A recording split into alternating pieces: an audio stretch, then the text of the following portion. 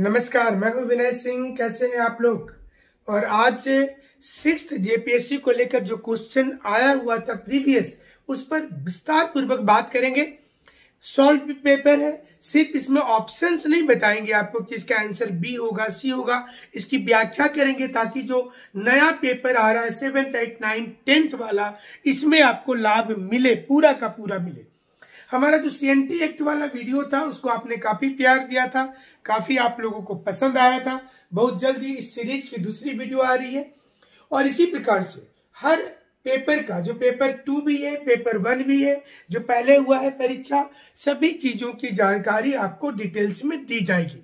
उम्मीद करते हैं कि ये वीडियो भी आपको अच्छा लगेगा। तो जल्दी से हमारा नंबर है 9431156794, इस पर व्हाट्सएप मैसेज भी कर सकते हैं आप। टेस्ट सीरीज हमारा चल रहा है, लेकिन हम आज सॉल्व पेपर आपको बता रहे हैं 6th जेपीएससी का।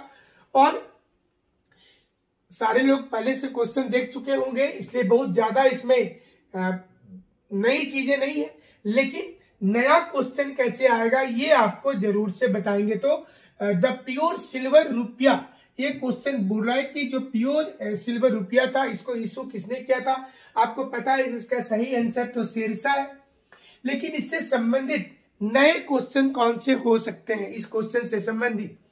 तो सबसे पहला हम आपसे सवाल पूछ लेते हैं कि दिल्ली सल्तनत में, जब दिल्ली सल्तनत की शुरुआत हुई थी, ये तो मुगल काल के अंदर में एक सूर वंश बीच में आता है, तो दिल्ली सल्तनत में किसने एक कॉपर जित्तल और जो सिल्वर टका था इसकी शुरुआत की थी। कॉपर जित्तल एक मुद्रा था और सिल्वर टका था, दिल्ली सल्तनत में किसने शुरुआत किया था। तो ये एक क्वेश्चन इसमें बन सकता है। सोने की मुद्रा जो थी, इसको सबसे ज्यादा किस वंश के लोगों ने चलाया था, ये एक क्वेश्चन बन सकता है। सोने का पहला अवशेष गोल्ड कॉइन का भारत में किस वंश के शासनकाल में मिला था, ये क्वेश्चन बन सकता है। और जो मुगल काल में जो सोने का सिक्का होता था उसकी वैल्यू कितनी होती थी, तो ये भी क्वेश्चन बन सकता है। तो ये तीनों क्वेश्चन भी आप साथ में करेंगे। तो जो अभी तक क्वेश्चन आया हुआ है अकबर को लेकर के क्वेश्चन आता है कि जो अकबर ने फतेहपुर सिकरी का जो बुलंद दरवाजा बनाया था, किस विजय के उपलक्ष्य में उसने बनाया था, या अकबर के समय में कौन ब्रिटिश काल से जो आए थे, जो एम्बेसडर, उनका नाम आता है अकबर को लेकर के। इसके अलावा 2-3 इंपोर्टेंट युद्ध अकबर को लेकर के वो आता है।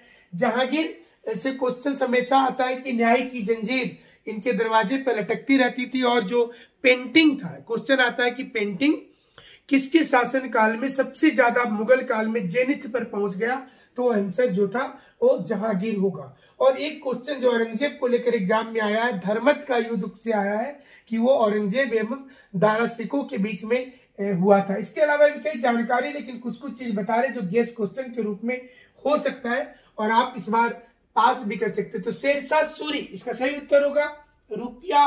प्योर सिल्वर जो था शेरशाह सूरी के समय में था। और ये आप जानते होंगे कि मुगल बादशाह हुमायूं को डिफ्यूट किया था और उसके बाद फरीद अल उद्दीन शेरशाह का टाइटल भी इसने ले लिया था। चौसा की लड़ाई में 26 जून 1539 को शेरशाह ने पराजित किया था हुमायूं को।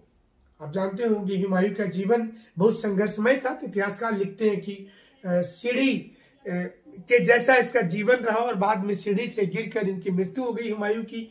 जो आप लाइब्रेरी की सीढ़ी से गिर गए थे दिल्ली में। तो ये भी क्वेश्चन आता है। तो जल्दी से चलिए अगली क्वेश्चन की ओर आते हैं। और आप लोग की भी तैयारी, क्योंकि आप पहले से सारे क्वेश्चन देख चुके होंगे, हमें लगता है कई लोगों की सीरीज पहले से है मार्केट में, लेकिन हम लोग कुछ नया लेकर के आपके लिए आए हैं और उम्मीद करते हैं कि ये आपको ठीक भी लगेगा। तो अगला क्वेश्चन कौन सा आ रहा है? अगला क्वेश्चन आपके पास में आ रहा है कि इसको आपको मैचिंग करने के लिए बोला जा रहा है। आपको इसको थोड़ा सा नीचे कर देते हैं। मैचिंग करने के लिए बोला जा रहा है। एक साइड में नाम दिया हुआ है ऑथर का और किताब का नाम है। करेक्ट ऑप्शन चुनना है। हकीके हिंदी, तहनीबुल अखलक, कुंजल तिजर और जवामुल हिकाकत। तो ये किसका पुस्तक है? इब्न मिस्कायब सदरुद्दीन मोहम्मद औफी, अब्दुल वहीद बिलग्रामी और बालिक अल कबयाकी। तो ये कंप्लीटली आपको याद करने वाला क्वेश्चन आ गया आपके लिए, और यहाँ पर ऑप्शंस हैं, तो आप उम्मीद करते हैं कि इसका उत्तर आप जल्दी से दे पाएंगे।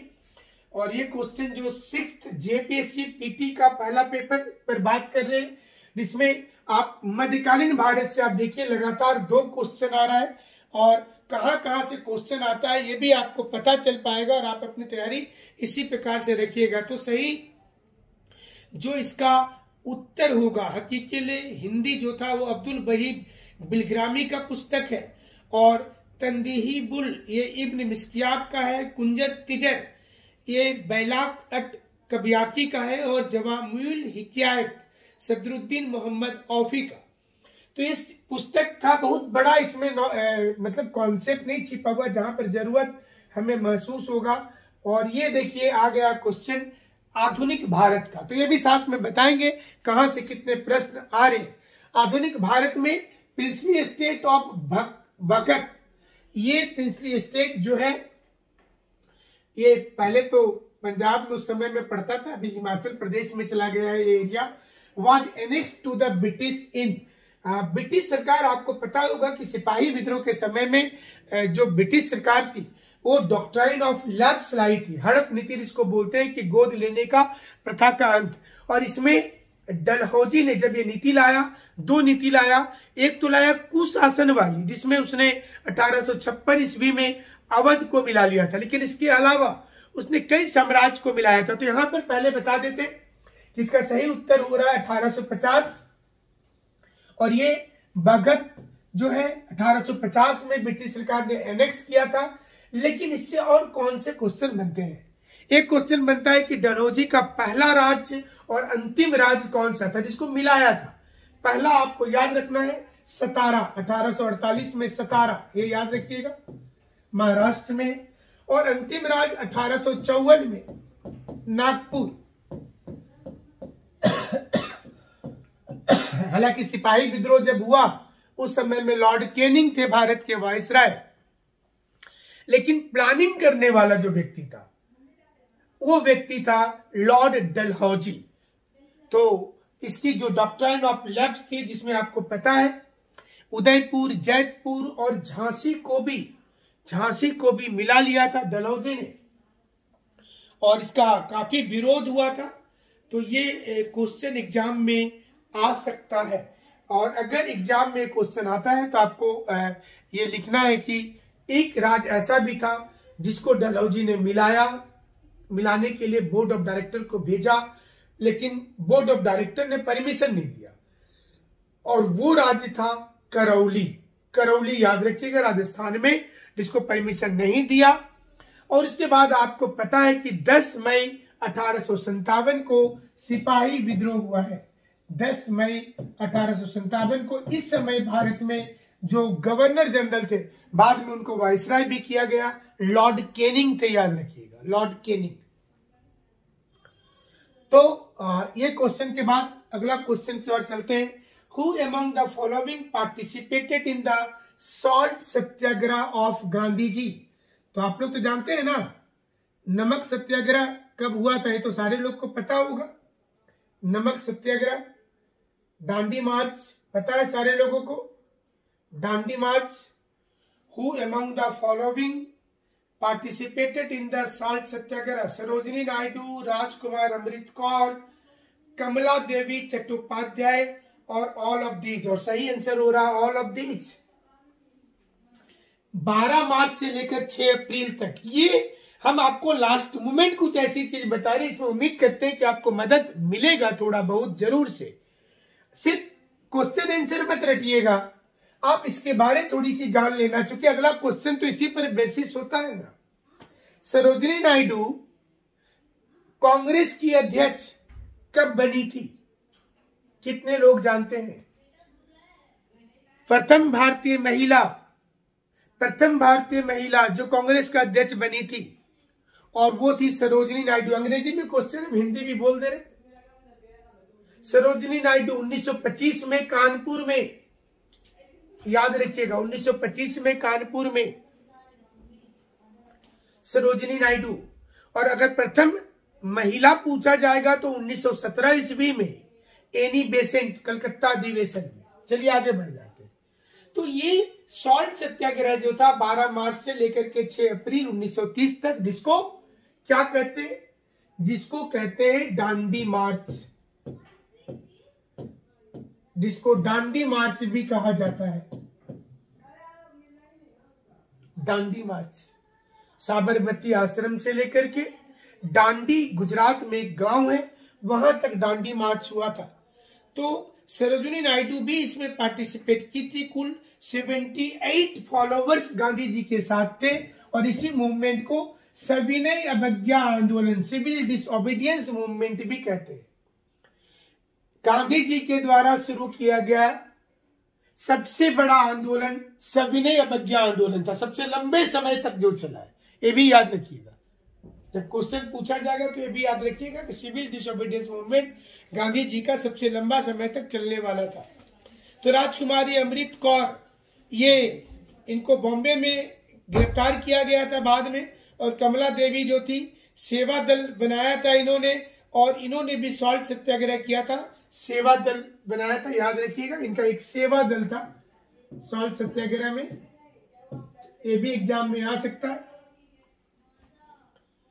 सरोजिनी नायडू तो आप जान ही रहे। तो आपको अभी ज्यादा लोग पूछते हैं कि सर कितना क्वेश्चन बनाएंगे तो सिलेक्शन होगा, तो अभी इसमें हम क्या उत्तर दें आपको?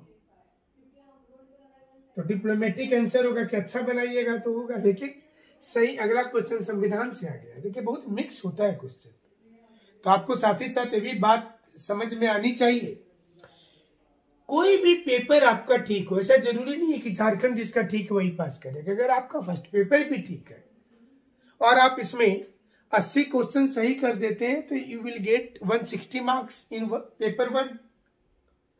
और झारखंड के पेपर पर अगर आप 50 क्वेश्चन भी सही कर देते हैं तो आपका वहां भी आ जाता है 100 नंबर, तो आपका टोटल स्कोर जो है 260 हो जाता है, आपके चांस बन जाएंगे एग्जाम में। तो दोनों पेपर आपका ठीक होना चाहिए, दिमाग में आपकी रहनी चाहिए। चलिए आगे बढ़ते हैं। Which article of the Constitution of India taxes and levied and collected by the center but distributed between the center and the state? ये पूछा जा रहा है कि आर्टिकल जो है 270 जो है 270 जो है, इसमें ये बताया गया है कि जो भारत सरकार द्वारा टैक्स रेवेन्यू का कलेक्शन करने के बाद राज्यों को भी उसकी हिस्सेदारी मिलेगी, तो ये आर्टिकल 270 में दिया गया है, राज्यों को उसकी हिस्सेदारी दी जाएगी। और इसमें ये भी बताया गया है, ये आपको जब हमारा संविधान बना था उसी समय इसको रखा गया था, और इसमें ये भी बताया गया है कि जैसे कोई सेंट्रल जीएसटी भी होता है, बहुत से रेवेन्यू ऐसी है जो केंद्र सरकार के पास आता है, तो केंद्र सरकार राज्यों को उसका हिस्सा देती है, राज्यों को उसका हिस्सा देती है। तो टैक्स से संबंधित एक क्वेश्चन एग्जाम में आया हुआ है, और इसके बाद भी हमें लगता है कि संविधान से ही क्वेश्चन होना चाहिए। क्वेश्चन नंबर जो 6 है, गुड गवर्नेंस। अच्छा, ये तो आप लोग जानते हैं, अभी आप लोग की नौकरी भी लगने जा रहा है इसी में। गुड गवर्नेंस का फीचर नहीं है। गुड गवर्नेंस का मतलब क्या होता है? लोक प्रशासन में गुड गवर्नेंस का मतलब होता है कि सरकार अकाउंटेबल हो। इसमें बोरा कौन नहीं है, इसमें बोरा कौन नहीं है। अकाउंटेबल का मतलब होता है कि गवर्नमेंट जनता के प्रति उत्तरदायी है। अगर काम नहीं होगा तो गवर्नमेंट से सवाल पूछा जाएगा। ये गुड गवर्नेंस का लक्ष्य है। क्वेश्चन गुड गवर्नेंस लोक प्रशासन में बहुत इंपॉर्टेंट है। हमारी एक वीडियो भी है, प्ले लिस्ट में देख लीजिएगा, लोक प्रशासन में गुड गवर्नेंस। ट्रांसपेरेंसी, जो सरकार सभी चीजों को भी बोलती है ऑनलाइन, हम भी बता रहे हैं, आप भी बताइए क्या क्या प्रोग्राम कर रहे हैं, ऑक्शन से भी ई ऑक्शन हो रहा है। रूल ऑफ लॉ जो हमारा आर्टिकल 14 में बोला गया है कि equality before law and equal protection of law, rule of law, किसी के साथ अन्याय नहीं होने देंगे। और लेकिन रेड टेपीज में नहीं होगा ना। लाल फीताशाही का मतलब होता है कि डिक्टेटरशिप होना। हालांकि सही मायने में देखिएगा तो ब्यूरोक्रेसी में कुछ और चल रहा है, लेकिन गुड गवर्नेंस की बात करते हैं कि सुशासन, एक बेहतर सरकार किसको कहेंगे, तो जिसमें ये तीनों चीजें होती हैं। ट्रांसपेरेंसी तो होना चाहिए, अकाउंटेबल होना चाहिए, आपके प्रति अकाउंटेबल हो सरकार, ये जरूरी चीज है। और इसके साथ साथ में रूल ऑफ लॉ हो, जिसमें कानून व्यवस्था सबके लिए बराबर हो, अमीर हो गरीब हो सबके लिए बराबर हो, कानून व्यवस्था सबके लिए बराबर हो। तो अगली क्वेश्चंस की ओर आ जाते हैं। Who rejected the principles of administration as a myth and proverb? किसने रिजेक्ट कर दिया था? और हर्बर्ट अलेक्जेंडर साइमन जो थे वो अमेरिकन इकोनॉमिस्ट थे। हर्बर्ट अलेक्जेंडर साइमन, और उन्होंने principles of administration as a myths and proverb, उन्होंने कहा था कि प्रशासनिक जो सिद्धांत है वो एक मिथ्या के जैसा है। ये हर्बर्ट साइमन। अगला क्वेश्चन है, the state is everywhere it leaves hardly a gap. मतलब आपको ये भी समझना है कि लोक प्रशासन से भी कुछ क्वेश्चंस हैं, ये ध्यान रखिएगा। राज्य का मूल कॉन्सेप्ट क्या है? राज्य हर जगह पर है। It leaves hardly a gap, इसका क्या मीनिंग हो रहा है? तो हमारा जो प्रस्तावना है संविधान का और जो directive principle of state policy है, उसका एक ही लक्ष्य है कि एक दिन ऐसा आएगा कि हमारा जो गोल क्या है, हमारा गोल है वेलफेयर स्टेट बनाना, एक कल्याणकारी राज्य की व्यवस्था करना। जो आप अगर आर्टिकल 36 को देखें डायरेक्टिव प्रिंसिपल का, तो इसमें बताया गया है कि it is the duty of the state to create a welfare state. लोगों को रोजगार मिल जाए, गरीबों को खाना मिल जाए, आवास मिल जाए, बेहतर जीवन स्तर हो, स्वास्थ्य अच्छा हो। ये सारी चीजों की कल्पना तब होगी जब directive principle of state policy implement हो पाएगा। हालांकि आर्टिकल 37 में है कि आप डायरेक्टिव प्रिंसिपल्स को मुकदमा करके लागू नहीं करवा सकते, क्योंकि वो सरकार की संसाधनों पर डिपेंड करता है। गवर्नमेंट के पास जितना संसाधन होंगे, जितना रिसोर्सेज होगा, उतना ज्यादा वो ध्यान देंगे। तो आर्टिकल 37 जिसमें बात किया जा रहा है कि आप इसको जबरदस्ती सुप्रीम कोर्ट से, हाई कोर्ट से लागू नहीं करवाइएगा। अगले क्वेश्चन की ओर बढ़ जाते हैं। और जो लोग रेगुलर क्लासेस कर रहे हैं उनको तो फायदा आपको लगता है कि ज्यादा होता होगा, ज्यादा क्वेश्चन बनता होगा उनसे। जो लोग नहीं कर रहे उनके लिए भी है कि ये तो सबके लिए हम लोग दे रहे हैं। भी एक वेलफेयर स्टेट ही हुआ। मस्टर्ड गैस, अभी देखिए साइंस से भी आ गया। तो इससे क्या पता चल रहा है? अभी 10 ही क्वेश्चन में क्या पता चल रहा है कि आपको ओवरऑल ऑलराउंडर बनना पड़ेगा। सिर्फ एक चीज पढ़ते रहिएगा तो नहीं होगा, आपको ऑलराउंडर बनना पड़ेगा। और जो क्वेश्चन आप देख रहे हैं थोड़ी रिलेवेंट क्वेश्चन है सारे, जो आपके जीवन से जुड़ा हुआ है। एक दो क्वेश्चन ही लगेगा कि नहीं ये थोड़ा थ्योरेटिकल हो गया, बट एग्जामिनर हमेशा कोशिश करते हैं कि थोड़ी प्रैक्टिकल क्वेश्चन को रखा जाए जो आपके जीवन से जुड़ा हुआ है, जिसके कुछ मायने होंगे। तो जो पॉइजनस मस्टर्ड गैस होता है आप लोग में से बहुत से लोग साइंस के स्टूडेंट होंगे। तो ये जो मस्टर्ड गैस है ये किस फॉर्म में होता है? क्वेश्चन तो ये है कि किस फॉर्म में होता है। Cl CH2 and CH2, ये जो मस्टर्ड गैस है, और इसको आप CH2 के बाद में आप चाहें तो और आगे इसको बढ़ा सकते हैं, ये हॉल 2 करके S कर दीजिए। मस्टर्ड गैस का ये सूत्र है।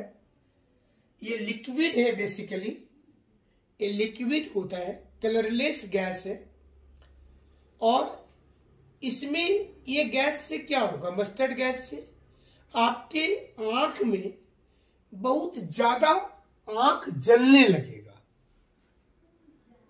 स्किन जल जाएगा। मस्टर्ड गैस जब फॉर्म होगा तो स्किन जलेगा आपका, वो जो बर्निंग वाला पोर्शन हो जाता है, और आंख में बहुत ज्यादा आपके आंसू बनने शुरू हो जाएंगे। तो ये इसके इफेक्ट हो जाते हैं इसका। और ये मतलब सॉल्युबल इन ऑर्गेनिक सॉल्वेंट होता है, और कभी कभी वाटर में तो नहीं होगा जनरली, लेकिन ऑर्गेनिक सॉल्वेंट ये होता है। तो इसलिए मस्टर्ड गैस, इस प्रकार के और भी गैस होते हैं, आंसू गैस होते हैं, लाफिंग गैस भी होता है। तो सब भी आप याद कर लीजिएगा साथ में, ताकि आपका दोनों काम हो जाए और आप एग्जाम इस बार जरूर पास कर जाइए। Chemical used in manufacturing of dynamite is, देखिए बहुत हार्ड क्वेश्चन तो नहीं आया है ना, ये तो आप जीके पढ़ते होंगे तो जरूर जानते होंगे कि डायनामाइट में क्या प्रयोग किया जाता है। ग्लिसरॉल ट्राइनाइट्रेट, और ये मतलब जो अगर आप देखेंगे कि ये जो होता है चीजें, कभी कभी चेस्ट में जब किसी का पेन होता है, अगर एक क्वेश्चन को थोड़ा चेंज कर देते हैं, किसी का जब चेस्ट में पेन होता है तो देखिएगा एक ना स्प्रे हम लोग करते हैं कि वो जो मसल पेन है उस स्प्रे से कि वो समाप्त हो जाए, तो वो भी ग्लिसरीन ट्राइनाइट्रेट ही होता है। ये ग्लिसरीन ट्राइनाइट्रेट ही होता है। जब चेस्ट पेन करता है किसी का, और उसमें जब आप स्प्रे मारते हैं चेस्ट पेन में, तो ये कभी कभी हार्ट में के जो मसल्स हैं उसमें ऑक्सीजन रिच ब्लड नहीं आ रहा है, सोचिए। तो ऑक्सीजन रिच ब्लड नहीं आ रहा है तो हार्ट को पंपिंग करने में हार्ट को तकलीफ होता है, और वो तकलीफ जब होता है तो आप सुनते होंगे कि हार्ट अटैक आ गया व्यक्ति को।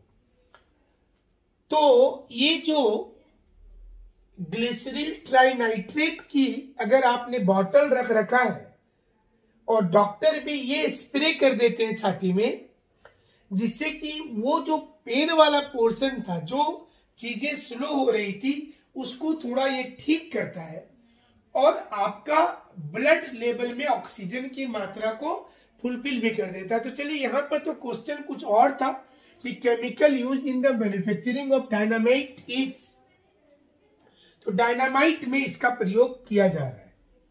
तो साइंस जो लोग पढ़े होंगे उनको यहाँ पर एज मिल रहा होगा थोड़ी। What percentage of alcohol in human blood causes death, कितना प्रतिशत अल्कोहल शरीर के अंदर चला जाए तो कोई व्यक्ति डेथ कर जाएगा। बहुत देखिए, अभी आपको लग रहा हो कि बहुत हार्ड क्वेश्चन है, लेकिन ये तो कॉमन चीज है। सरकार का सबसे ज्यादा राजस्व अल्कोहल से आता है, भी आप जानते ही होंगे। गवर्नमेंट बोलती है कि जितना पीना है अल्कोहल पियो, लेकिन सड़क पे खड़ा होके मत पियो, सरकार बोलती है ना। तब तो दुकानों को लाइसेंस दे करके रखी है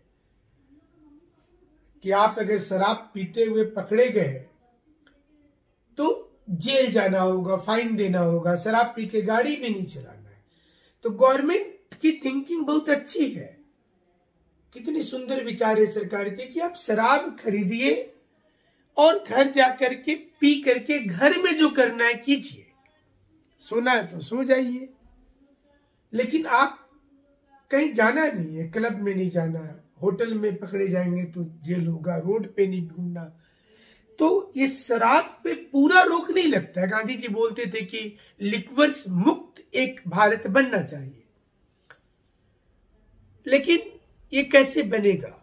तो अभी तो चुनाव के वादा रहते हैं। कई राज्य में हमने देखा कि सरकार ये बोलती है कि अगर हम चुनाव जीतेंगे तो शराब पीने पर फुल छूट देंगे और 5 की जगह 10 बोतल देंगे। जब पहली बार हम दिल्ली गए थे, बहुत पहले की बात बता रहे हैं, तो हमने देखा वहां पर कि लोग, हम आपको ये बता रहे हैं 1994-95 की बात, 94-95 की, तो हमने देखा कि बहुत लंबी लंबी लाइन है दिल्ली में। शाम के समय में लंबी लाइन लगी हुई, हमको लगा, हम लोग तो राशन का दुकान जानते थे, लंबी लाइन लगती थी। हमारे उधर मनोहरपुर साइड में लंबी लाइन लगती थी उस समय में, राशन के दुकान में चीनी आने से। तो वहां पता चला कि ये शराब खरीदने के लिए इतनी लंबी लाइन है। अभी कोरोना काल में भी आपने देखा होगा कि शराब की दुकान जब खुली तो लोगों की कितनी चाह थी, तो कितना % उसको कंज्यूम करेंगे कि 5% हो जाए ह्यूमन ब्लड में, 5% अगर अल्कोहल हो जाए तो व्यक्ति डेथ कर जाएगा। और फिर तो जहरीली शराब भी आजकल आप सुनते ही हैं, ये सब सारी चीजें। शराब पीने कोई अच्छी बात थोड़े है, लोगों को, बहुत से लोग फैशन के चलते पी लेते हैं, गरीब लोगों को समझ में नहीं आता, वो बेचारे। The term information technology can be defined as a, अभी तो आईटी सेक्टर का जमाना है, तो आईटी सेक्टर में टर्म जो इंफॉर्मेशन टेक्नोलॉजी है उसको क्या बोल सकते हैं? Combination of connectivity and hardware, जो नेटवर्किंग होता है, फिजिकल डिवाइस होता है, इंफ्रास्ट्रक्चर होता है, प्रोसेसर्स होते हैं, तो ये सारी चीजों को इलेक्ट्रॉनिक डेटा होता है। तो हम लोग क्या बोल सकते हैं? सही क्या होगा कि कंप्यूटर का एक नेटवर्क है, कंप्यूटर का नेटवर्क बोल सकते हैं हम लोग, जिसमें connectivity and hardware, connectivity with hardware, तो ये इंफॉर्मेशन टेक्नोलॉजी है। आईटी सेक्टर 1990 के दशक में आईटी सेक्टर आया था और 2000 के बाद इसमें सबसे ज्यादा नौकरी मिला, लेकिन अब वो सैचुरेशन पर है और आईटी सेक्टर में हालांकि अभी भी बहुत स्कोप है। हम लोगों को आज जो पता चल जाता है कि पहले साइक्लोन आ जाएगा, इस गति से चल रहा है, सारी आईटी सेक्टर का कमाल है। आप जो साइबर का फायदा भी लेते हैं, नुकसान भी देखते हैं उसका। आप घर में बैठ करके सारी चीजों को देख रहे हैं, पैसा भी ट्रांसफर कर दे रहे हैं, ये सारी चीजें जो है वो आईटी सेक्टर से ही हो पा रहा है। Which literature has published the Khortha compliance, namely Meghdoot? Khortha का एक लिटरेचर पब्लिश हुआ है जिसको मेघदूत नाम रखा गया है श्रीनिवास पनूरी के द्वारा। तो झारखंड का क्वेश्चन भी 1 नंबर पर आता है, पहला पेपर पर, आप जानते होंगे। मेघदूत नाम है और इसमें poetry, songs, short stories, translations बताया गया है। 1954 में बालकिरण के नाम से ये पुस्तक पब्लिश किया गया था। इनकी पहली पुस्तक जो थी वो बाल किरण के नाम से 1954 में आई थी और खोरथा का संयोग से अच्छे नंबर भी आए सारे लोगों को, तो पोएट्री फॉर्म में आया। और मातृभाषा नाम का एक मैगजीन भी निकला 1957 में। खोरथा पे मातृभाषा नाम का एक मैगजीन भी निकला, मातृभाषा। और उसके बाद मेघदूत आया जिसमें कि खोरथा के सभी चीजों को बताया गया है। खास करके हमारे जो हजारीबाग वाले बच्चे हैं, हजारीबाग गिरिडीह क्षेत्र में, मुझको लगता है खोरथा ज्यादा बोला जाता है, और खोरथा पर इस बार अच्छा रिजल्ट भी हो गया है। तो बहुत से लोग, हमको लगता है इस बार पीटी पास करने के बाद खोरथा लेने वाले।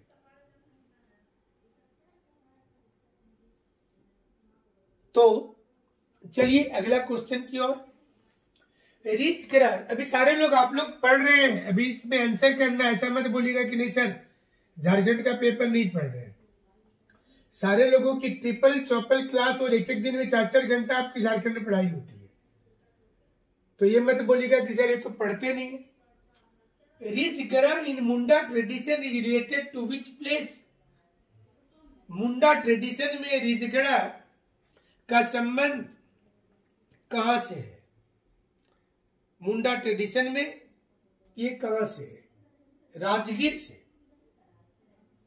ये राजगीर से है। मुंडा ट्रेडिशन में जो रिचगिरी है वो राजगीर से ही है। And what is friendship 2016? The joint military, current event में थोड़ा चला गया है क्वेश्चन। ये ज्वाइंट मिलिट्री एक्सरसाइज था Pakistan by the soldiers of Russia and Pakistan. First joint military exercise of both country, ये 24 अक्टूबर, ये सितंबर 24 से अक्टूबर 10 तक 2016 में चला था। और इसलिए इंपॉर्टेंट है क्योंकि रसिया पारंपरिक रूप से इंडिया का मित्र है, लेकिन ये पाकिस्तान के साथ एक संयुक्त सैन्य अभ्यास किया था, एक ज्वाइंट ट्रेडिशन किया था, नेवल ट्रेडिशन किया था। और इसको ही ज्वाइंट मिलिट्री एक्सरसाइज को 24 सितंबर से लेकर अक्टूबर 10 तक, इसका नाम फ्रेंडशिप 2016 रखा गया था।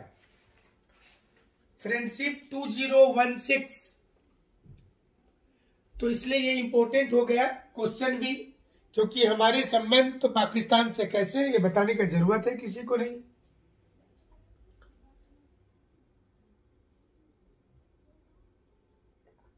पहले तो हम न्यूज चैनल में थे, आप लोग जानते ही होंगे, अभी भी है। न्यूज चैनल में जब कोई स्टोरी नहीं रहता है, कोई न्यूज नहीं रहता है, तो उसमें बताया जाता है कि मतलब आप ऐसा चीज दिखाइए कि भारत के लोग देखेंगे।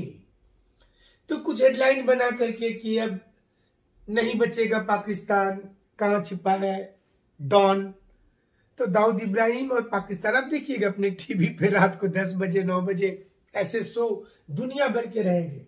आज पाकिस्तान औंधे मुंह गिर गया, पाकिस्तान की बोलती बंद, अब पाकिस्तान क्या करेगा? तो आपको लगता है कि चलो ठीक ही बात है ना, पाकिस्तान के लिए खबर देख लेते हैं।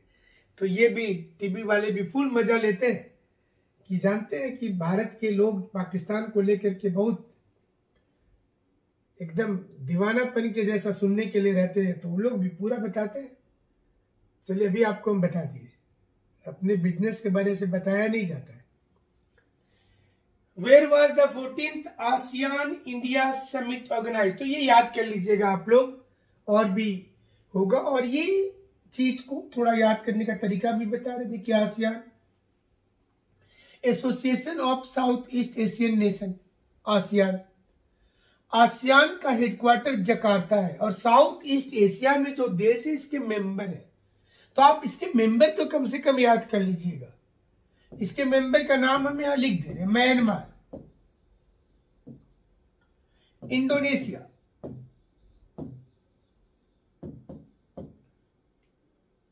लाओस, कंबोडिया,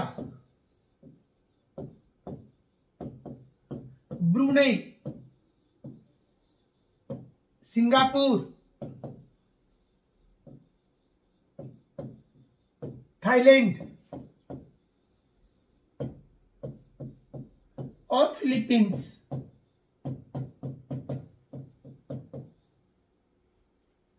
ये सारे देश आसियान के मेंबर हैं। अब आप देखिए, इसमें अगर आपको सिर्फ आप नहीं जानते थे, सोचिए कि इसका उत्तर नहीं पता था, आप रट के भी नहीं जाते, लेकिन आप ऑप्शन से निकाल लीजिएगा। देखिए यहां पर जो ऑप्शंस दिए हुए हैं, इस्लामाबाद पाकिस्तान है और ये इसका मेंबर ही नहीं है, आप देख लीजिए। ढाका बांग्लादेश की राजधानी, इसका मेंबर। डेवोस यूरोपियन कंट्री है, देखिए इसकी मेंबर ही नहीं है। So the only choice is here Vientiane. देखिए कितना आसानी से आप पकड़ सकते हैं। लाओस की राजधानी है वियेंटियन। कंबोडिया का नोम पे, आप लोग याद कर लीजिएगा। तो ये याद कर, मतलब ये भी एक तरीका है क्वेश्चन तक इन करने का। अगर नहीं भी पढ़ के गए तो ऑप्शंस ऐसा सेट किया जाता है कि जो बच्चा पहले कभी पढ़ा हुआ है वो अगर एक चीज जानता है तो नहीं भी रटा है। 14th अभी इस बार में पूछ देगा 17th कहाँ हुआ, 18th कहाँ हुआ, रटना थोड़े है। अब ऐसे ऑप्शंस में तो आप निकाल दीजिएगा एग्जैक्ट क्या हुआ।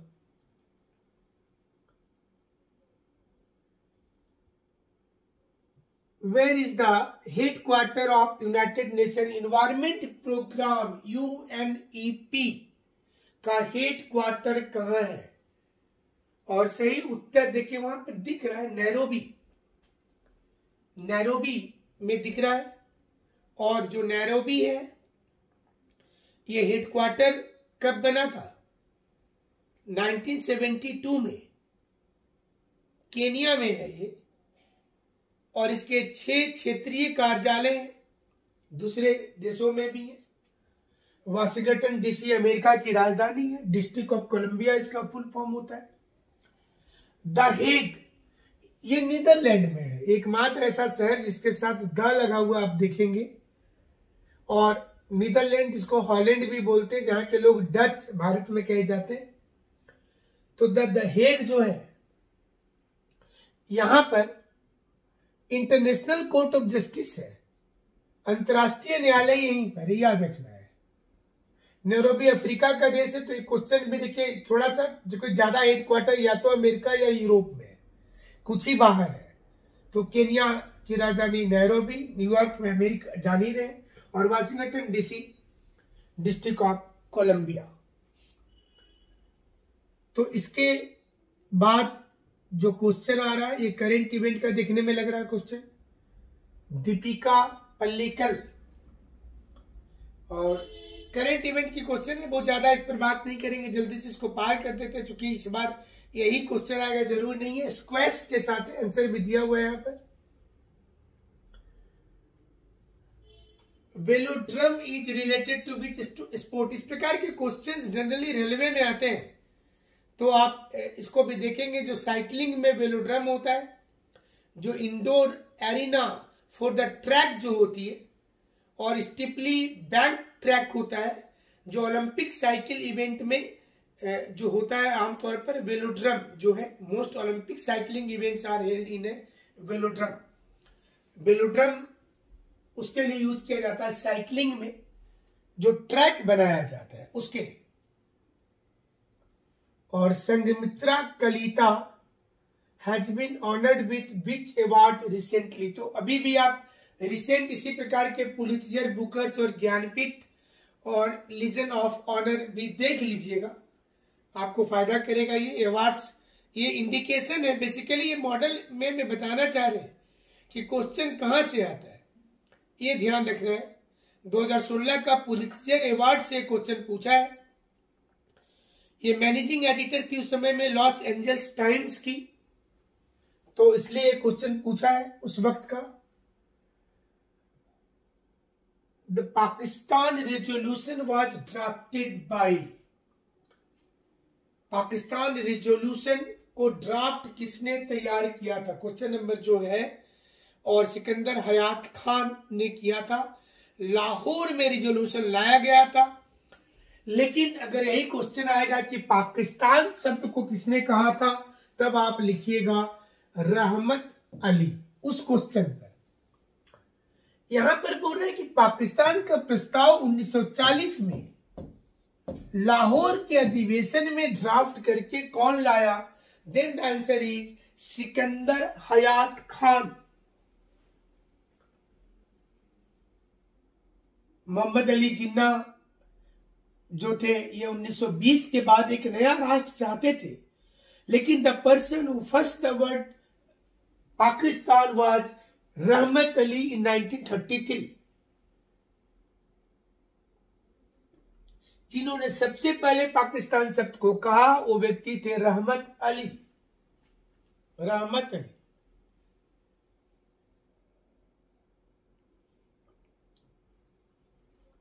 पाकिस्तान, पी से पंजाब, क से कश्मीर, एस से सिंध और बलूचिस्तान से तान, इसको मिला करके नाम बना पाकिस्तान। इसको मिला करके पाकिस्तान नाम आया। तो अगला क्वेश्चन ये भी तो पूछा जा सकता है, इस बार पूछा है कि इसकी कौन ने ड्राफ्टिंग किया, अभी पूछेगा नामांकन किसने लाया।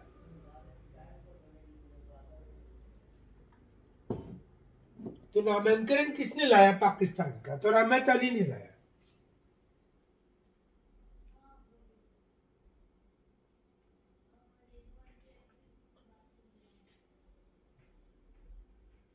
British monarch at the time of Indian independence was, Bharat जब आजाद हुआ 1947 में, उस समय ब्रिटिश का राजकुमार कौन था? देखिए बहुत कॉमन क्वेश्चन है ये। जॉर्ज सिक्स, उस समय जॉर्ज सिक्स थे। ये 11 दिसंबर 1936 को बने थे और उस समय तक थे, 11 वर्ष तक लगातार थे जॉर्ज सिक्स। अब यही क्वेश्चन पूछा जाएगा कि 1947 में ब्रिटिश प्रधानमंत्री कौन थे? क्लेमेंट एटली थे। क्वेश्चन जो आते, आजादी के समय कांग्रेस का अध्यक्ष कौन था? ये भी क्वेश्चन आया हुआ है। जेबी कृपलानी, जो मेरठ में बने थे, जेबी कृपलानी बने थे 1946 में, लेकिन कांग्रेस का अधिवेशन दिसंबर में चेंज होता है, इसलिए 46 से लेकर 47 के दिसंबर तक कौन थे? जेबी कृपलानी थे। तो सही उत्तर जेबी कृपलानी।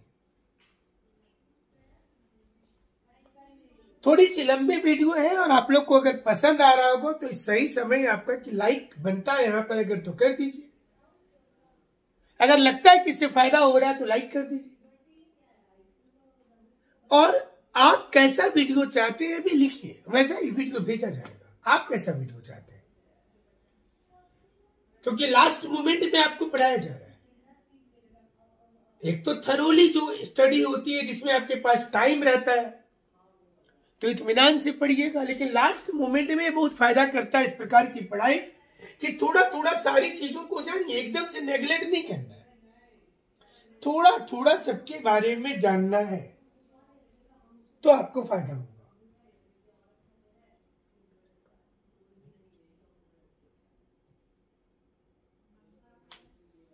माउंटबेटन प्लान 3 जून 1947 को आया था और इसमें रिफरेंडम की बात की गई थी। कहां पर किया गया था? रिफरेंडम का मतलब क्या होता है? रिफरेंडम का मतलब होता है कि जनता से पूछो। 3 जून 1947 को लॉर्ड माउंटबेटन प्लान जो आया था उसको पार्टीशन प्लान कहते हैं। वो पार्टीशन प्लान है, वो विभाजन वाली योजना प्लान है, विभाजन योजना है। तो ये 3 जून प्लान जो आया, ये 3 जून प्लान लॉर्ड माउंटबेटन की योजना थी और इसने सिंध में, बलूचिस्तान में, इसके अलावा NWFP सभी जगह पर रिफरेंडम की बात किया। इसमें पंजाब के एरिया को भी ले लिया और पार्टीशन करने के पहले इसने यहां पर रिफरेंडम करा दिया। और ये ऐसे प्रांत थे जिन्होंने कहा कि वी वांट टू गो इन पाकिस्तान, हम लोग पाकिस्तान में जाना चाहते हैं। हालांकि एक ऐसा प्रांत कोशिश तो किया गया था गुजरात के जूनागढ़ को भी, लेकिन वो इंडिया में आ गया। हैदराबाद जो अपने आप को सुपर पावर समझता था, उसको वल्लभ भाई पटेल ने दबा दिया और भारत में मिलाया। और जम्मू कश्मीर का इतिहास तो आप अभी देख ही रहे होंगे, लगातार चल रहा था। तो ये माउंट बेटन योजना इस प्लानिंग के साथ आया था कि भारत का बंटवारा कर दो, और वही हुआ।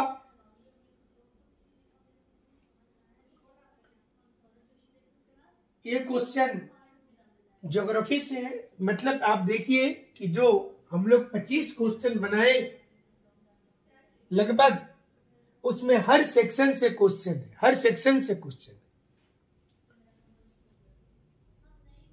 तो इसमें कौन सही नहीं है? इंडिया का अगर आप देखें टोटल एरिया, तो ये तो ठीक है, 328763 स्क्वायर किलोमीटर। लैटिट्यूडनल एक्सटेंट मतलब भारत का अक्षांश, तो सही है। लेकिन अगर पूछा जाएगा अंडमान निकोबार में ग्रेट निकोबार का अक्षांश क्या है, तो वो है 6 डिग्री 39 मिनट। इंडिया का लॉन्गिट्यूडनल एक्सटेंट, ये भी सही है, मैंने देशांतर तो, और भारत में नंबर ऑफ स्टेट है, तो आप देख ही रहे ना, इसको बताने की अब जरूरत नहीं है ज्यादा, आप आसानी से कर सकते हैं इसको। नेक्स्ट क्वेश्चन पर आ जाते हैं।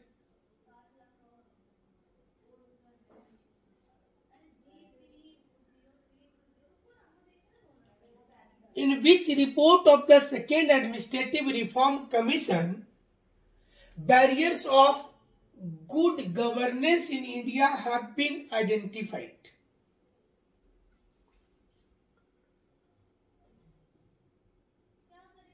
ये भी लोक प्रशासन पर हम लोग आ गए, लोक प्रशासन पर, जिसमें सिटीजन सेंट्रिक एडमिनिस्ट्रेशन होता है। ये हार्ट ऑफ गवर्नेंस है, ये हार्ट ऑफ गवर्नेंस में आता है। Ethics in governance, citizen centric administration, the heart of governance, promoting e governance, local governance.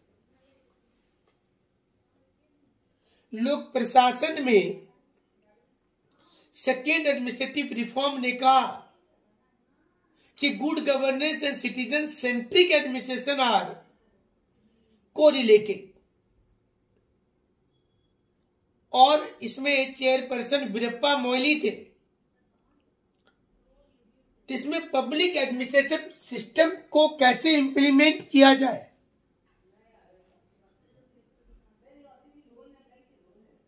ये कैसे किया जाए, उस पर ये डिपेंड है।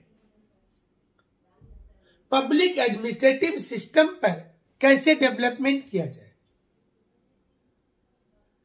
जनता और जो सिटीजन है, जो पब्लिक है, उनको कोर में रखते हुए डेवलपमेंट की बात करनी है, ट्रांसपेरेंसी की बात करनी है, गुड गवर्नेंस की बात करनी है।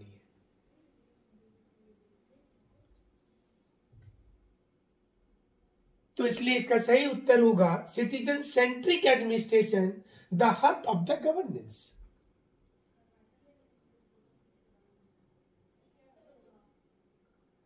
Under which article of the Indian constitution is the district planning committee constituted? जो डीपीसीसी होते हैं, ये किस एक आर्टिकल के द्वारा है? पंचायती राज में सबसे बड़ा आर्टिकल 243 है, और अगर पंचायती राज व्यवस्था को आप समझ गए होंगे तो ये 243Z(D) में है, जिसमें 244 और 242 नहीं होगा। ये दोनों ऑप्शंस यहां पर समान नजर आ रहे हैं, ए और डी, तो दोनों में से कुछ भी आप लिखेंगे तो सही है। संविधान का सबसे बड़ा आर्टिकल यही है, लेकिन कॉन्सेप्ट वाइज पूछा जाए संविधान का सबसे बड़ा आर्टिकल तो नेचुरल जस्टिस वाला आर्टिकल 21, व्याख्या करने की जरूरत इसमें बार बार पड़ती है। 243 पंचायती राज व्यवस्था से जुड़ा हुआ है, और इसमें एक एक चीज को, माइनर चीजों को भी बताया गया है। नेक्स्ट क्वेश्चन पर आ जाते हैं। ये तो मैचिंग है, बहुत ज्यादा मुश्किल नहीं होना चाहिए आप लोगों को। आंसर के साथ है, मैचिंग क्वेश्चन था, डायरेक्ट।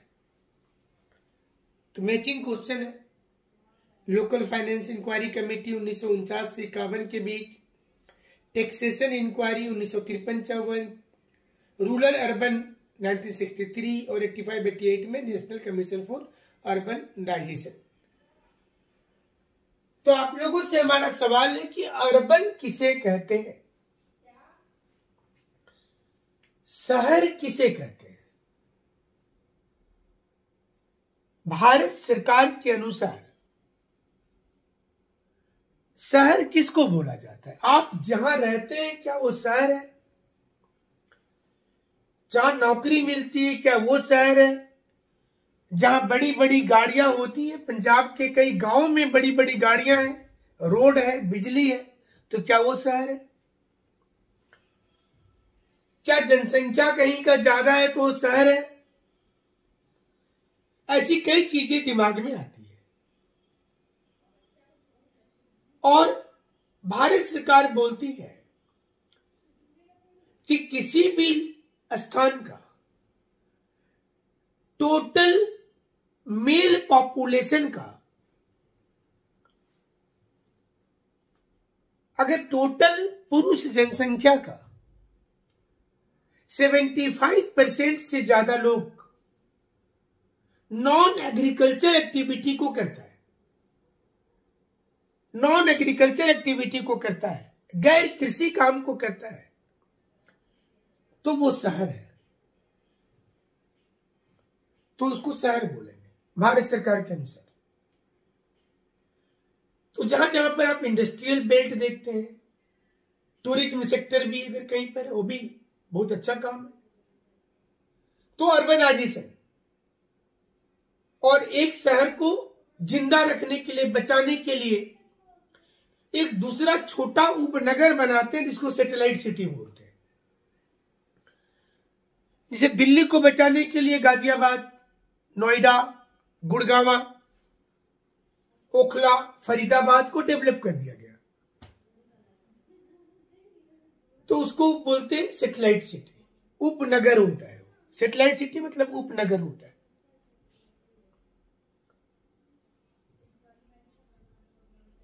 तो ये अगला क्वेश्चन पे चले जाते हैं, क्योंकि वो मैचिंग क्वेश्चन था।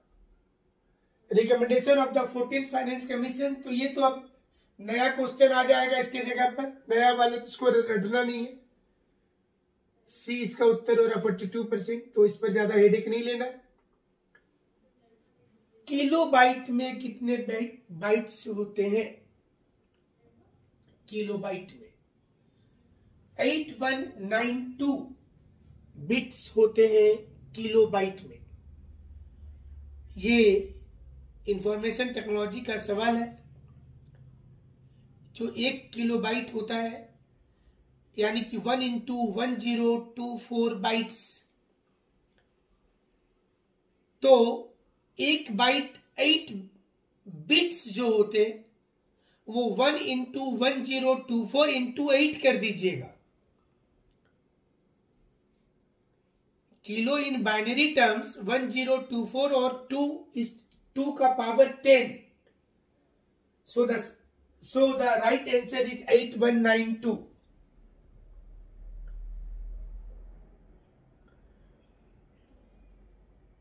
Which of the following is not an output device? देखिए कंप्यूटर से भी क्वेश्चन आता है परीक्षा में।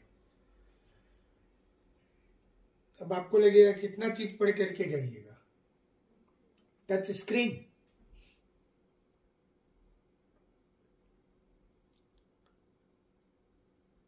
आउटपुट डिवाइस में monitor, printer, audio speaker, headphone, projector, GPS सारी चीज आते हैं।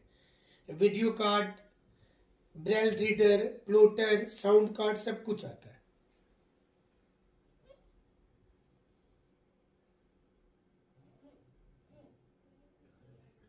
Which of the following is not an open source software? तो इंटरनेट एक्सप्लोरर, ये सब क्वेश्चन कंप्यूटर से जुड़ा हुआ है, तो आप थोड़ा बहुत तो जानकारी जरूर होगा। Golden rice contains beta carotene gene which comes from, ये कहां से लाया गया है? डेफोडिल, डेफोडिल से आया। जेनेटिकली इंजीनियरिंग राइस है बीटा कैरोटीन जीन, जिसमें bye inserting bacteria and daffodil और ये मेज जीन्स को इसमें डाला जाता है, तो गोल्डन राइस जीन तैयार हो जाता है।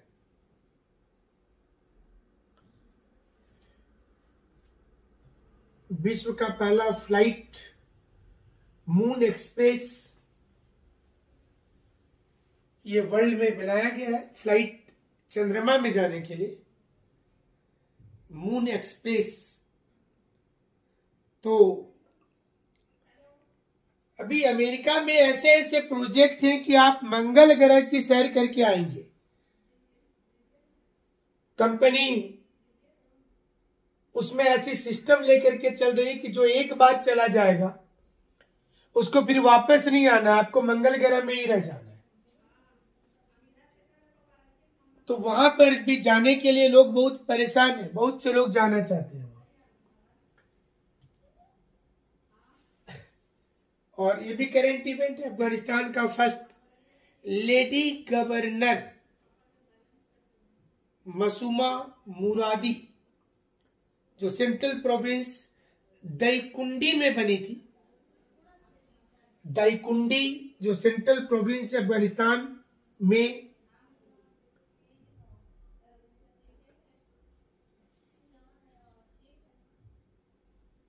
टुवालू, देखिए कितना छोटा सा देश है टुवालू,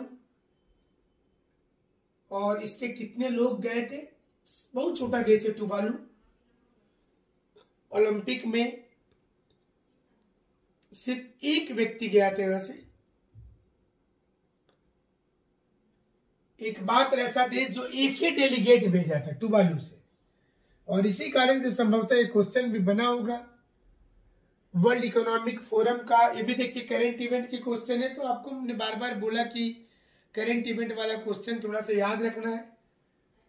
ये स्विट्जरलैंड में हुआ था, तो इसको बहुत ज्यादा व्याख्या करने की जरूरत नहीं है। फिर अवार्ड से क्वेश्चन आ गया, तो हमको थोड़ा सा पार कर देते हैं। अब ये जितना भी सेंटर है आप याद कर लीजिएगा, हमारी जो बुक है मार्केट में आपको भी मिली होगी, उसमें देख लीजिएगा, सारे एक जगह पर किए हुए हैं। Where is the national centre for disaster management, और दिल्ली में है, न्यू दिल्ली में है। डिजास्टर मैनेजमेंट का जो सेंटर है वो दिल्ली में है। तो जल्दी जल्दी हम आपको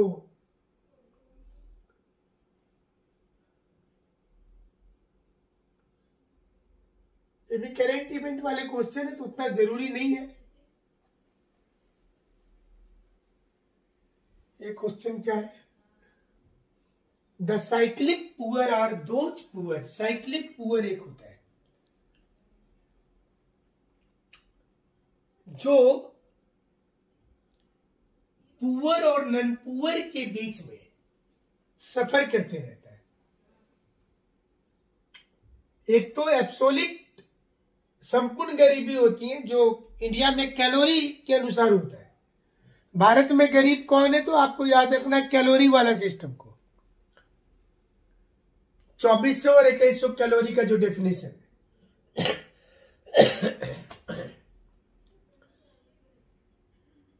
और एक होता है कंपेरेटिव पुअर, जिसमें आप दूसरे से तुलना करते हैं तो आपको अपने अंदर गरीबी नजर आती है या अमीरी नजर आती है।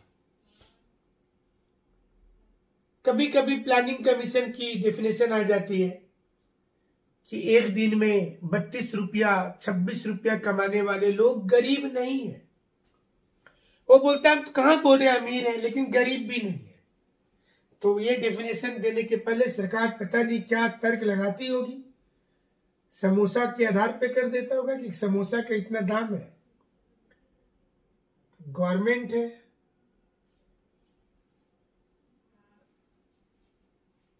तीनों जहां पर मिलता है, कन्याकुमारी के पास बे ऑफ बंगाल, अरबियन सी और इंडियन ओशन, ये तीनों कन्याकुमारी के पास मिलता है और इसको, इस जगह को केप कैमोरीन कहते हैं।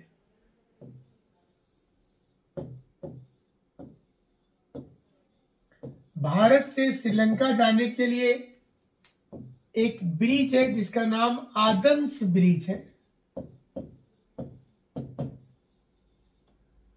जिसको न्यूज में आप सुनते होंगे अभी, जिसको राम सेतु कहा जा रहा है। बेसिकली ये राम सेतु है जिसको आदम्स ब्रिज नाम रख दिया गया। और जो आपने सुना था कि एक पुल बनाया गया था जिसमें पत्थर डूबते नहीं थे, नल और नील नाम के भाई जो पत्थर फेंकते थे वो समुद्र में डूबते नहीं थे। वैज्ञानिकों ने रिसर्च किया क्या ऐसा हो सकता है, तो पता चला कि ये कोरल पत्थर थे। ओरिजिनल कोरल लिविंग ऑर्गेनिज्म होते हैं, उसमें फ्रिंज होता है। और अगर कोरल पत्थर को आप पानी में फेंकेंगे, वो अगर ओरिजिनल है तो वो डूबेगा नहीं, फिर वो डूबेगा नहीं, वो पत्थर बच जाएगा।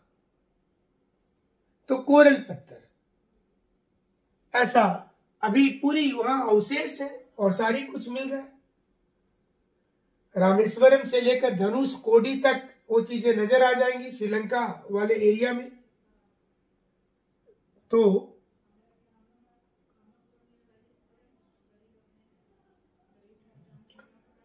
Where does India rank in area among the countries of world?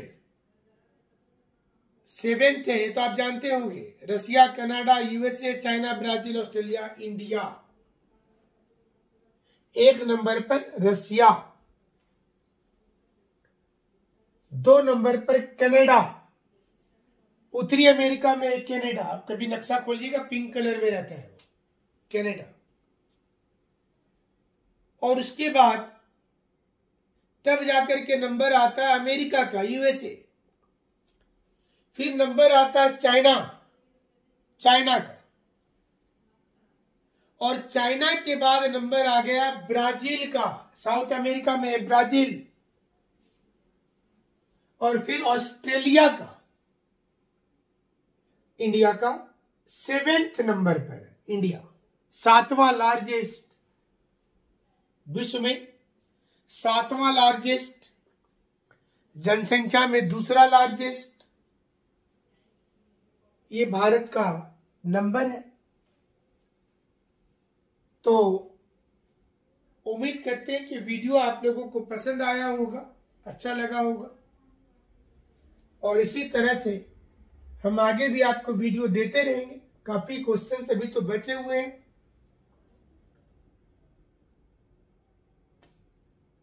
इन पठारी पर्वतों पर विचार करें। महादेव, मैकाल, छोटा नागपुर पठार और खासी की पहाड़ी, इसको पश्चिम से पूरब सजाना है, वेस्ट टू ईस्ट सजाना है। हमने पहले भी बताया कि जब ज्योग्राफी कभी पढ़ेंगे आप घर में, तो कोई भी राज्य, शहर, माउंटेन, रिवर, इसको हमेशा दिमाग में नॉर्थ से साउथ या ईस्ट से वेस्ट सोचिएगा। अगर आप ये नहीं सोचते हैं तो आपको दिक्कत होगी। तो आप नॉर्थ से साउथ या ईस्ट से वेस्ट जब सोचिएगा तो आपको फायदा होगा, ये हमेशा के लिए। तो correct sequence, west to eastward sequence जो है, सबसे पश्चिम में, अब देखिए महादेव और मैकाल जो है ये अमरकंटक वाली लाइन पर है, सतपुरा का नाम है, ये सतपुरा का नाम है। तो आपको महादेव, मैकाल और फिर छोटा नागपुर झारखंड वाला, और खासी कहां है? गारो, खासी, जयंतिया, ये मेघालय में है। तो सबसे लास्ट खासी, जो भी आंसर होगा आप देख सकते हैं। अभी यहां पर कौन नदी किस राज्य में है? इंद्रावती, भीमा, लूनी, घाटप्रभा, यानी कि इसमें आपको बोला गया है कि कौन सा एक गलत है, बताइए। नहीं, सही है बताइए, पूछा गया होगा। तो लूनी राजस्थान वाला सही हो जा रहा है, इंद्रावती तो झारखंड में नहीं है,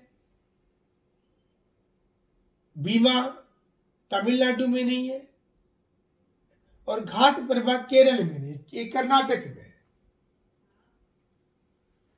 नेशनल ग्रीन ट्रिब्यूनल एनजीटी 2010 में बना था। तो कुछ यूनिक क्वेश्चन भी हैं जो आपको सरप्राइज कर रहे हैं कि 2010 में बना था, सेंट्रल गवर्नमेंट ने बनाया था उस समय में। इसी प्रकार से करंट इवेंट वाले कई क्वेश्चंस आ रहे हैं। क्लाइमेट चेंज को लेकर के क्वेश्चन आ गया direct. Which of the following is not true for India to combat the adverse impact of climate change?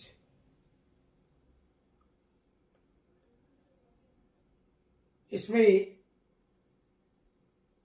India attend नहीं किया था। सन सिटी में साउथ अफ्रीका में हुआ था।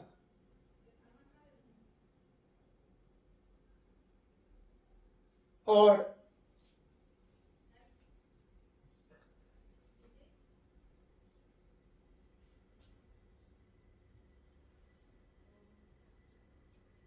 पुस्तक का नाम है, इसके साथ में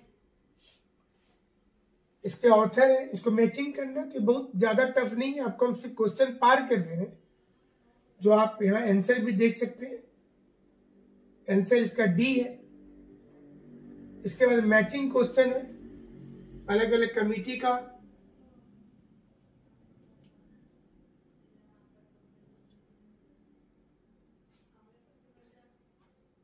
पंचधारा योजना,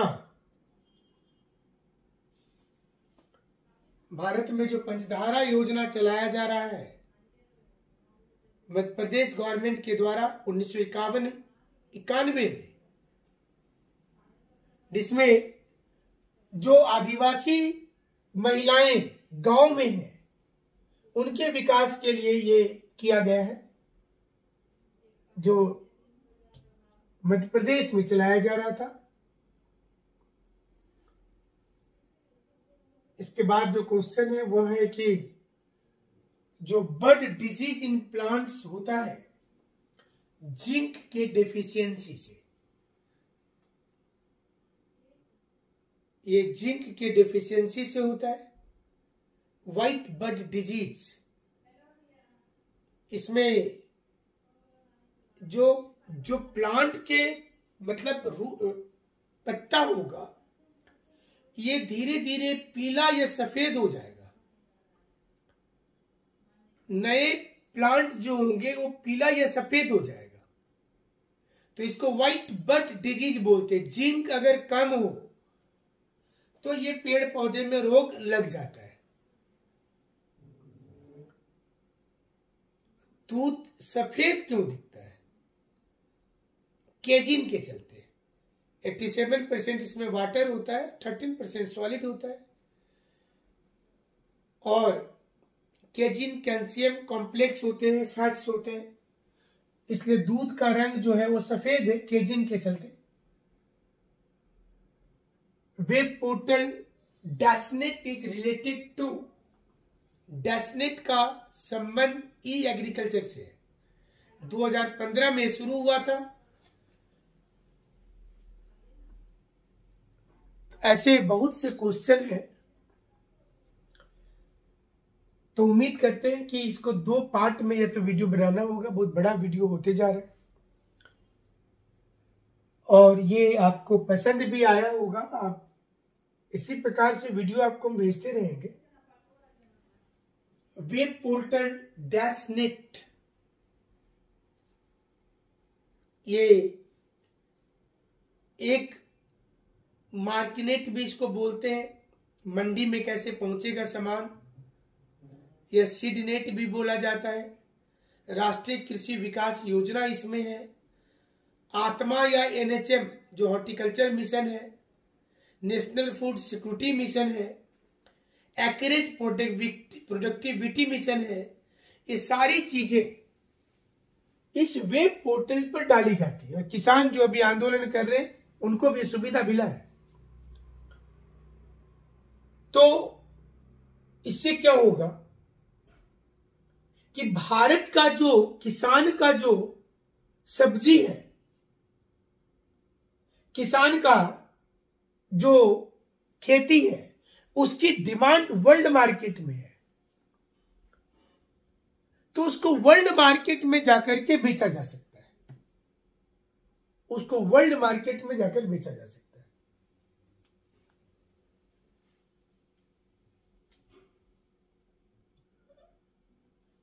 वर्ल्ड का पहला देश जो कैशलेस इकोनॉमी हो गया, यह है स्वीडन, जो 100% डिजिटल कर दिया गया है। आप वर्ल्ड के मैप पर स्वीडन पता है किधर आप लोगों को? और स्वीडन के साथ भारत का एक संबंध भी है। जब भारत के प्रधानमंत्री राजीव गांधी थे तो बोफोर्स घोटाला चर्चा में आया था। ये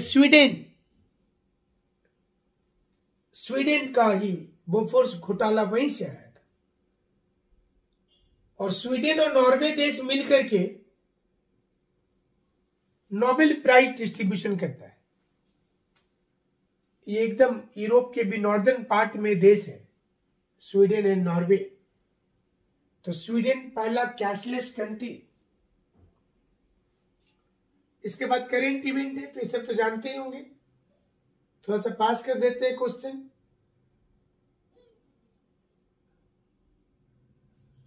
rural cleanliness survey, which state is at the top of the leader. ये सब भी करेंट इवेंट उस समय का। गतिमान एक्सप्रेस उस समय के लिए फेमस था, हजरत निजामुद्दीन से लेकर आगरा तक। कुछ क्वेश्चंस यहां पर इकोनॉमिक्स के भी नजर आ रहे हैं। तो biggest Harappan site in Indus valley civilisation is, Indus valley civilisation का बिगेस्ट साइट कौन सा मिला है? अभी हाल में आर.एस. बिष्ट ने खोज किया था और उसके बाद राखीगढ़ी भी मिला, हरियाणा में। राखीगढ़ी हिसार डिस्ट्रिक्ट में है। इसके पहले तो मोहनजोदड़ो को समझा जाता था। सबसे नया साइट इसमें धोलावीरा है। इसमें से जो क्वेश्चंस आते हैं,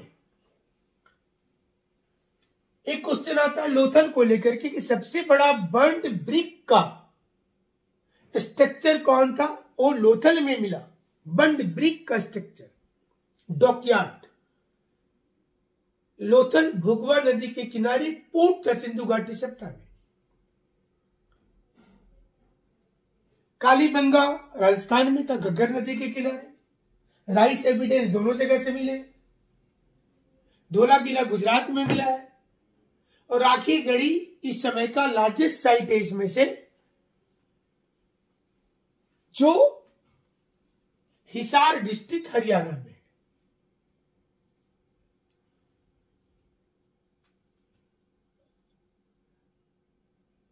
ऋग्वेद में सभा समिति विधाता, इस असेंबली का जिक्र है। और इसमें क्वेश्चन क्या है, जुडिशियल फंक्शन के लिए सभा को दिया गया था। इसके अलावा एक गण नाम की भी असेंबली थी, जो प्योर ट्राइबल असेंबली था। सभा समिति गण और विधाता, ये ऋग्वेदिक काल में।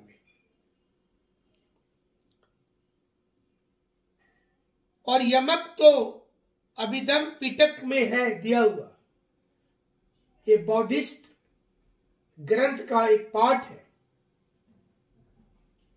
इससे ये पता चल रहा है आपको इतने क्वेश्चन बनाने के बाद कि लगभग हर चैप्टर आपको टच करना है।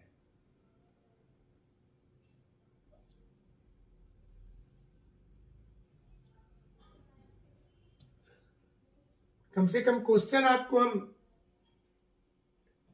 दे देते हैं। काफी क्वेश्चन से उम्मीद है, अभी सारा क्वेश्चन अब बताएंगे तो बहुत लंबी वीडियो होगी, तो आज जितना ही बताते हैं, हमारे दूसरे वीडियो में आगे बताएंगे। आप सभी का शुक्रिया अदा करेंगे कि आप हमारे चैनल